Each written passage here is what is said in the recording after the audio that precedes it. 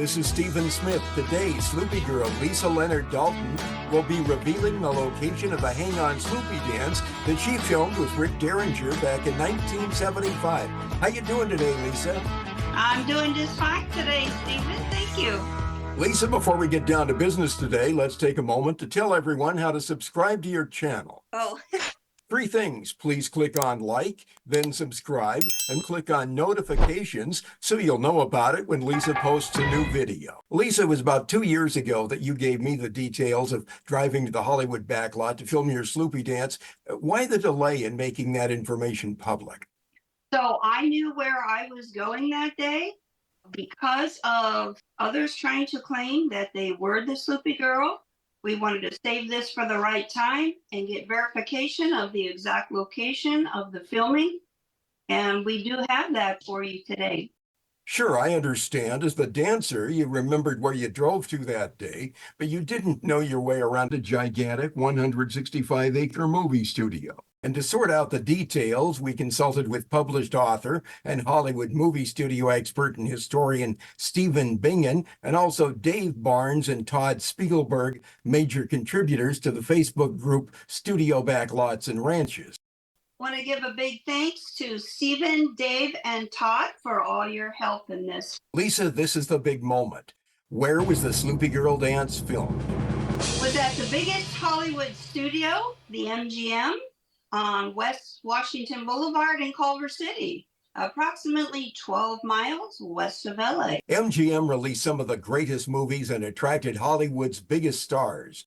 Classic films included Gone with the Wind, Ben-Hur, The Wizard of Oz, Singin' in the Rain, Jailhouse Rock, and the James Bond films, to name only a few. Lisa, you were at Backlot 2. I have a map here to describe the layout. That's LA on the right, Culver City at the left. Then there's a shot of the whole sprawling MGM backlot. Lisa danced on the New York streets, East Side and Fifth Avenue on Lot 2.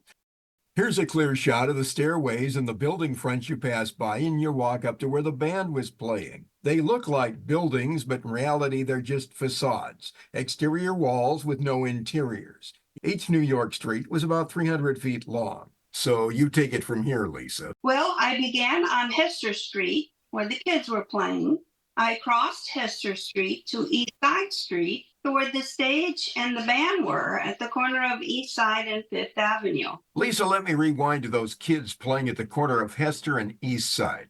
When you step on the curb, we see the curb and a fire hydrant, and there's a distinctive post that goes from the storefront down to the sidewalk.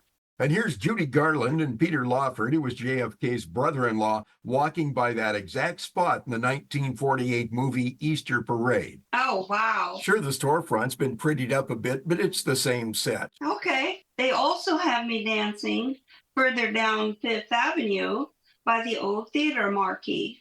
And you can tell the lot was really in disrepair. By this time in 1975, you can see grass growing in the street and other things starting to fall apart. Yes, you're right about that. The studio was old and it was falling apart when you danced there. Originally built as the Triangle Pictures Studio in 1915, MGM acquired it in 1924. MGM developed financial problems in the 1950s, and in the mid-60s, fires ravaged the backlots. By the 1970s, they were neglected and being sold off. The backlots faded away by the early 80s.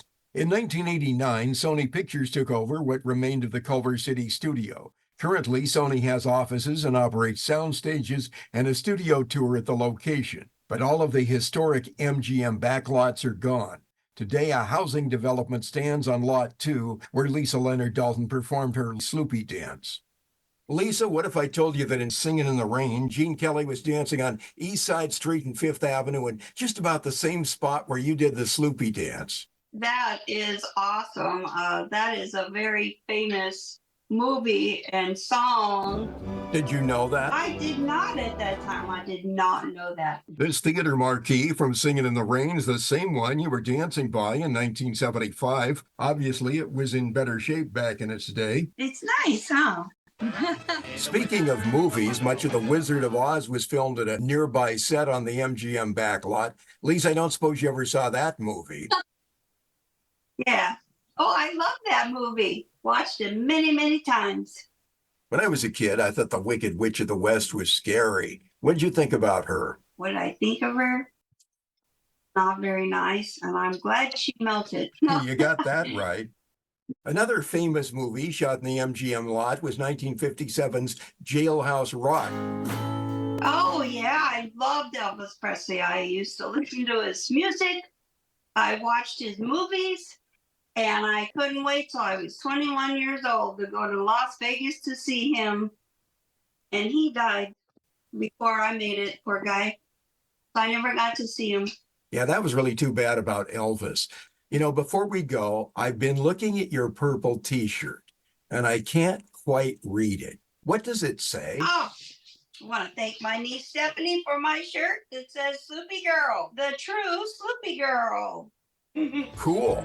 Lisa, I know that in your next video, it's going to be a continuation of this one, where you'll step by step take us along the path that day and talk about the dance and the things that were going on in your mind and on the set.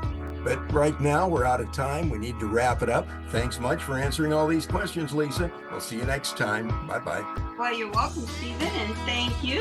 Always great to see you and speak with you. And we want to give a big kudos today also to Stephen, Dave, and Todd for all their assistance in making this video happen.